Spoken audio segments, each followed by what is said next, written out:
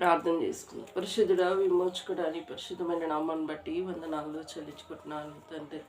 ప్రభా, రాత్రంతా మాకు మంచి నిద్ర ఇచ్చావు. ఉదయ కాలంలో ప్రభా ఈ పాద సన్నిధికి వచ్చుటకు మమ్మల్ని బలపరిచినందుకు వందనాలు. నీ వాక్యం చదువుతుండగా ప్రభా మాతో మాట్లాడండి, నీ స్వరం వినిపించండి, సన్నిధి ఉంచమని యేసు నామములో స్తుతించి ప్రార్థించి వేడుకుంటున్నాను తండ్రి.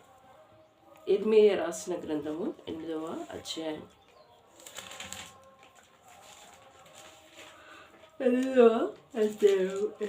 రాసిన గ్రంథం. యెహోవా వాక్కు. ఆ కాలమున శత్రువులు యూదా రాజుల ఎముకలను, అధిపతులను ఎముకలను, యాజకుల ఎముకలను, ప్రవక్తల ఎముకలను, యెరూషలేము నివాసుల ఎముకలను సమాధుల్లో నుండి వెలుపలికి తీసి వారి ప్రేమించుచు, పూజించుచు, అనుసరించుచు, విచారణ చేయుచు, నమస్కరించుచు వచ్చిన సూర్యచంద్ర నక్షత్రాల ఎదుట వాటిని పరిచెదరు. అవి కూర్చుండి పాతిపెట్టకై భూమి మీద పెంట వలె పడి ఉండును. అప్పుడు నేను తోలివేసిన స్థలం అన్నిటిలో మిగిలియున్న ఈ చెడ్డ వంశంలో శేషించిన వారందరూ జీవమునకు ప్రతిగా మరణమును కోరుదురు. సైన్యములకు అధిపతిగా యెహోవా వాక్కు ఇదే. మరి యెహోవా ఇలాగ సెలవిచ్చుచున్నాడని వారితో చెప్పుము. మనుషులు పడి తిరిగి లేవకుందురా. తొలగిపోయిన తర్వాత మనుషులు తిరిగి రారా. యెరూషలేము ప్రజలు ఏల విశ్వాసఘాతకులై నిత్యము ద్రోహం చేయుచున్నారు. వారు మోసమును ఆశ్రయం చేసుకొని తిరిగి రావని ఏల చెప్పుచున్నారు.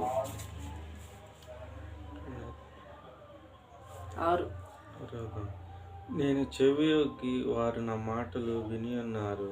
పనికి మాలిన మాటలు వారాడు అనుకుంటున్నారా. నేనేమి చేతునని చెప్పి తన చెడుతనమును గూర్చి పశ్చాత్తాపడు వాడొకడును లేక పోయాను. యుద్ధమునకు చొరబడి గుర్రము వలె ప్రతి వాడును తనకు ఇష్టమైన మార్గమునకు తిరుగుచున్నాడు. ఆకాశము కంటే సంకుబుడి కొంగ అయినను తన కాలం మెరుగును. తెల్ల గువ్వయు వంకర కత్తి పిట్టయు ఓదెక్కురును తాము రావలసిన కాలంను ఎరుగును. అయితే నా ప్రజలు యెహోవా న్యాయ విధిని ఎరుగరు. 8. వేగములు జ్ఞానమును అనియు యెహోవా ధర్మశాస్త్రమును మా యొద్దనున్న దాని మీరెలా అందురు. నిజమే గాని శాస్త్రుల కల్లకము అబద్ధముగా దానికి అపార్థమని చేయుచున్నది. జ్ఞానులు అవమానం నొందిన వారు విస్మయముంది చిక్కిన పడి ఉన్నారు. వారు యెహోవా వాక్యమును నిరాకరించిన వారికి ఏ పాటి జ్ఞానం కలదు కనుక వారి భార్యలను అన్యులకు అప్పగింతురు. వారిని జయించు వారికి పొలములను అప్పగింతురు. అల్పులేమి గనులేమి అందరూ మోసం చేసి దోచుకుని వారు. ప్రవక్తలేమి యాజకులేమి అందరూ వంచకులు. సమాధానము లేని సమయమున సమాధానము అని వారు చెప్పుచు తన జనుల గాయగనును పైపైన మాత్రమే ఇలాగ చేయుదురు. తాము హేయమైన క్రియలు చేయుచున్నందున సిగ్గుపడవలసి వచ్చే గాని వారు ఏమాత్రమును సిగ్గుపడరు. అవమానమును నొందిమని వారికి తోచనే లేదు గనక పడిపోయు వారిలో వారు పడిపోదురు. నేను వారు విమర్శించు కాలంన వారు తృట్టిల్దురు. యెహోవా సెలవిచ్చుచున్నాడు. ద్రాక్ష చెట్టున ఫలములు లేకుండానట్లును, అంజూరపు చెట్టును అంజూరపు పండ్లు లేకుండానట్లును, ఆకులు వాడకపోయినట్లును నేను వారిని బొత్తిగా కొట్టివేయుచున్నాను. వీరి మీదకి వచ్చు వారిని నేను ఇలాగ పంపుచున్నాను. ఇది యెహోవా వాక్కు. మనం ఎలా కూర్చుని ఉన్నాము. మనము పోగుబడి ప్రకారం గల పట్టణంలోనికి పోదుము, అక్కడనే చచ్చిపోదుము రండి. యెహోవాయే మన నాశనము చేయుచున్నాడు. ఆయనకు విరోధముగా మనం పాపం చేసినందున మన దేవుడైన యెహోవా మనకు మన విష జలమును త్రాగించుచున్నాడు.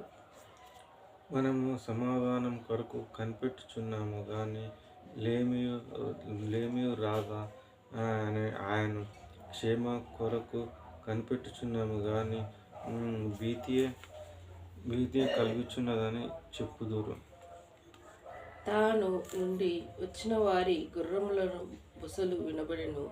వారి గుర్రములు సకిలింపు ధ్వని చేత దేశమంతా కంపించుచున్నది. వారు వచ్చి దేశమును అందులోనున్న యావత్తును నాశనం చేయుదురు. పట్టణమును అందులో నివసించే వారి నాశనం చేయుదురు. నేను మెడుగునాగున మీలోనికి పంపుచున్నాను. అవి మిమ్మును కార్చును. వాటిని మంత్రముగా లేదా అదే యెహోవాకు. నా గుండె నా లోపల సొమ్మసిల్లుచున్నది. నేను దేని చేత దుఃఖింప శాంతి నందును. యెహోవా సియోనులో లేకపోయాను, ఆమె రాజు ఆమెను లేకపోయినా అని బహు దూరదేశస్తున్న ప్రజల రోదన శబ్దము నివసించబడుచున్నది. వారి విగ్రహముల చేతను అన్యమైన మాయము రూపముల చేత నాకేమి కోపం తెప్పించిరి. కోతకాలమున గతించి ఉన్నది, గ్రీష్మకాలము జరిగిపోయిను, మనము రక్షణ నొందకయే ఉన్నాము అని చెప్పుదురు. నా జనుల వేదనను బట్టి నేను వేదన పడుచున్నాను, వ్యాకులను పరుచున్నాను. ఘోర భయమును నన్ను పెట్టి ఉన్నది. గిలాదు గుగ్గిలము ఏమీ లేదా, అక్కడ ఏ వైద్యుడు లేడా. నా జనులకు స్వస్థత ఎందుకు కలగకపోవచ్చున్నది. అంటే దేవుడు చేసేవా. మరి దేవుని మాటలు 14వ వచనంలో చూస్తే, యెహోవా మనలను నాశనం చేయుచున్నాడు. ఆయన విరోధముగా మనము పాపం చేసినందున మన దేవుడు యెహోవా మనకు విష జలము త్రాగించుచున్నాడు. మనము సమాధానం కొరకు కనిపెట్టుచున్నాము కానీ మేలేమి రాదా ఏని.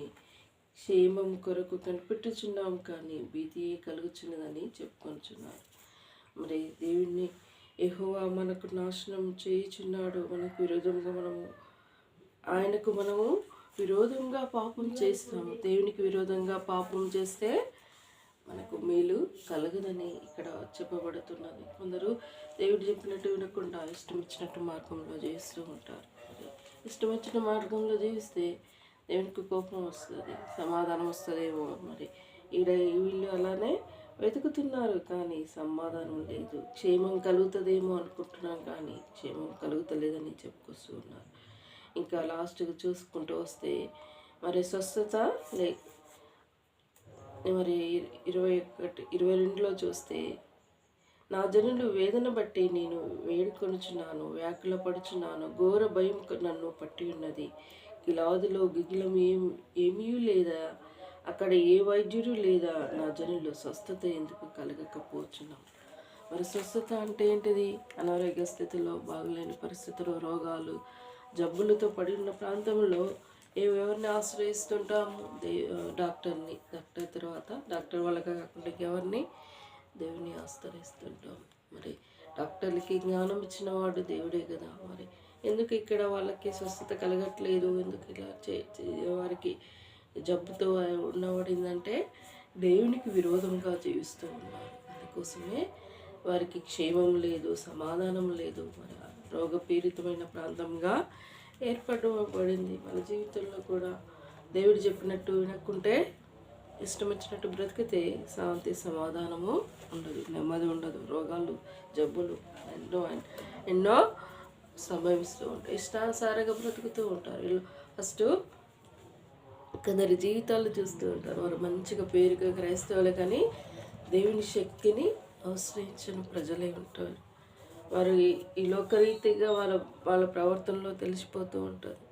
కానీ వారికి దేవునికి పైకి దేవుని భక్తులుగా ఆయన శక్తిని గ్రహించలేని వారుగా ఉంటూ ఉంటారు. మరి దేవుడు మనల్ని ప్రేమించిన దేవుడు. ఆయన శక్తిని ఆయన ఎరిగి ఉన్న ప్రజలం కాబట్టి ప్రతిదీ ఆయన కాడ వినిపించి మరిపెట్టుకుంటావు. అప్పుడు దేవుడు ఆలకిస్తూ ఉంటాడు. దేవుడి మాటలు దీవించి ఆశ్రయించుగాక. ప్రార్థించుకుందాం.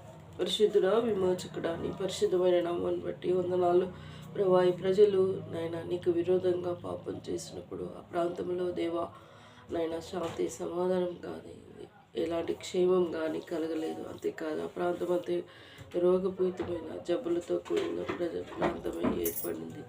తెగలైన వారిని బట్టి నువ్వు ప్రేమించిన దేవుడు ప్రభా, కనికరం చూపించిన దేవుడు. దేవానికి విరోధంగా పాపం చేస్తే నాకు ఎక్కడ క్షేమం జరగదు తండ్రి. నీ కొందనాలు నా దేవా.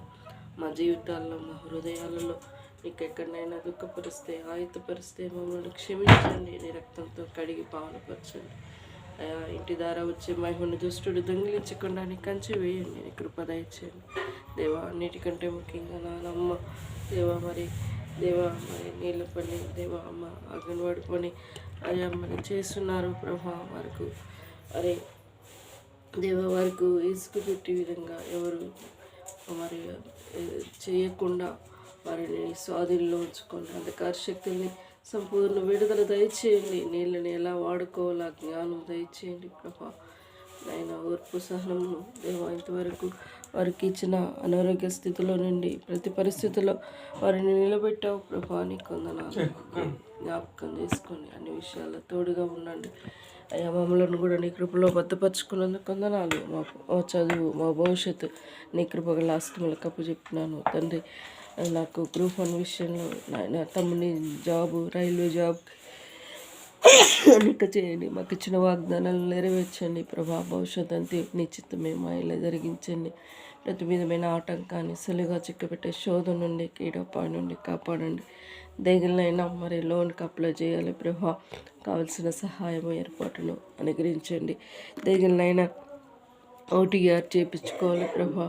నిశ్చితమైతే ఈరోజు వెళ్ళేది ఉంటే మార్గం సరళపరచండి నాయన. అన్ని విషయాల్లో సహాయపడండి అయా. నీ కృప సహాయం దయచండి. నిరంజన జ్ఞాపకం చేసుకో. సులువుగా చిక్కబెట్టే శోధన నుండి కీడపాయ నుండి బిడ్డలను కాపాడండి. నిశ్చితంలో ఉంటే ప్రభా ప్రియబిడ్డకి ఇల్లుని అనుగ్రహించండి. ఇలా ప్రతిదీ నీ కృపగల హస్తంలో కప్చేయండి. కావ్యమనే మేము స్టడీ భవిష్యత్ ప్రియబిడ్డలు దీవించండి. నిశ్చితమే వారి ఇలా జరిగించండి అయ్యా. అన్ని విషయాలు తోడుగా ఉండండి. అన్నిటికంటే ముఖ్యంగా మా భవిష్యత్తు నిశ్చితమే మా ఇలా జరిగించమని ఈ పాద సన్నిధిలో మొరపెట్టుకుంటూ అయా గృహంలో సంతోషం నింపండి. మహిమకరంగా అద్భుతకరమైన వివాహాలు మా ఇద్దరి జరుగుటకు మార్గం సరళపరచండి దేవా. మేము ఎరిగి ఉన్నాము, నీ కాడ మొరపెట్టి ఉన్నాం ప్రభా. నిజంగా వీరు దేవుడు ఎరిగిన బిడ్డలు కాబట్టి వీరిలో గొప్ప కార్యం జరిగిందని అనేకులు తెలుసుకునే రీతిగా అద్భుతమైన కార్యం మా ఇల్లు జరిగించమని నీ పాద సన్నిధిలో మొరపెట్టుకుంటున్నాను తండ్రి. నీ కొందనాలు దయగలనైనా మరి ప్రేమతో పంపిన ప్యాకేజీని తీసుకోవడానికి ఇక మనీ సెండ్ చేయాలి ప్రభా. అందుకోసము సహాయపడండి దేవా. చిత్తం మీ నాయలా జరిగించండి. ఇచ్చిన వాగ్దానం పరిపూర్ణంగా నెరవేర్చమని ప్రార్థిస్తున్నాను. దయగలైన సౌజీ కోసం ప్రార్థిస్తున్నాను. ప్రియబిడ్డను ఆదరించండి, ధైర్యపరచండి. కృంగిన వేళలో అయా ప్రతి పరిస్థితిలో బిడ్డను లేవనెత్తేవాడు. నమ్మకం విశ్వాసం బలపరచండి. కుటుంబ పరిస్థితులు చక్కపరచండి. తోడుగా ఉండి ప్రతి విధ ఆటంకాన్ని తీసివేయండి. అంధకార శక్తుల్ని నజరేయుని యేసు నామంలో బంధిస్తున్నాను తండ్రి. నీకు వందనాలు. ఇలా ప్రతిదీ సహాయపడమని నీ పాద సన్నిధిలో ఎత్తుపెట్టి ప్రార్థిస్తూ ఇంతవరకు చేసిన మేలుని బట్టి వందనాలు చెల్లించుకుంటూ ఈరోజు సమయం దీవించి ఆశ్రయించమని ప్రతి విధమైన శోధన నుండి కీడపాయ నుండి ఇంటి ద్వారా వచ్చే మహిమను దుష్టుడు దొంగిలించుకుని నీ కంచి వేయమని యేసు నామములో అతి వినయంగా వేడుకుంటూ స్తుతించి ప్రార్థించి వేడుకుంటున్నాను తండ్రి. యేసు రక్తమే జయం, సిల్వ రక్తమే జయం. యేసు నామం సంపూర్ణ విజయం కలుగునుగాక. అపవాది క్రియల అనంతం నాశనమగునుగాక.